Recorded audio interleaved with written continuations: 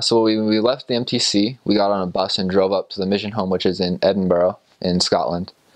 So we got there and you have like the big meeting with all the trainers and mission president and everything. And then I got assigned my companion. And then my first area was in Ireland. And so we stayed the night and then took a ferry the next morning over to our area.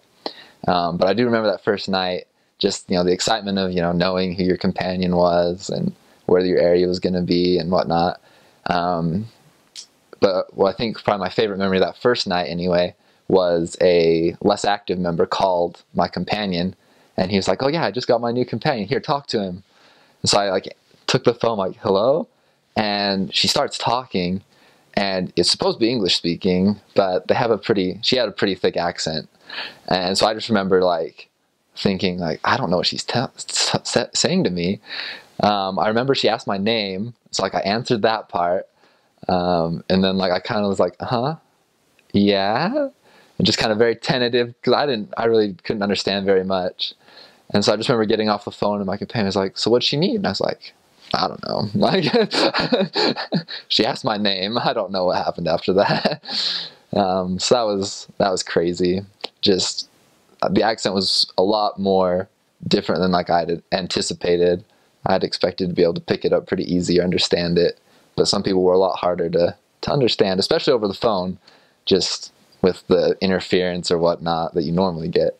Then you throw in an Irish accent and it can be difficult at first. So that was really cool.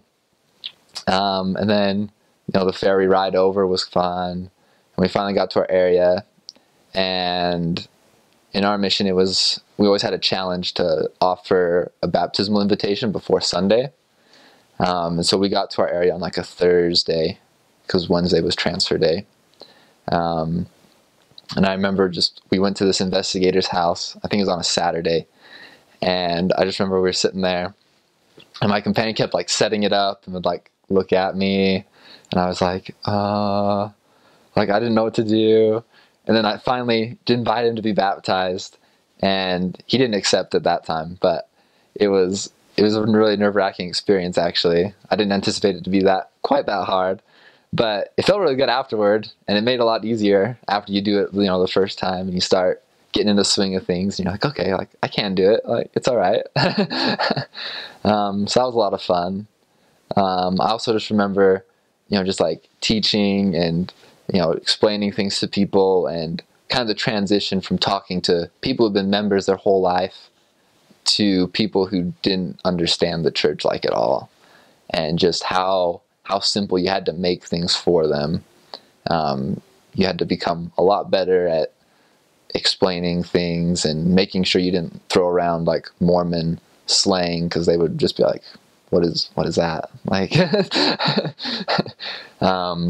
So that was kind of an eye-opener as to just how little people actually knew about Christianity in general, even for a country that is predominantly Christian or Catholic. So these people, you would think, are, they always say they go to church or whatever, but a lot of them had a very limited understanding of what it was actually all about. Very few had actually really heard about the Church of Jesus Christ. So I just remember being shocked, especially being from Utah, where it's everybody's a Mormon, everybody knows this.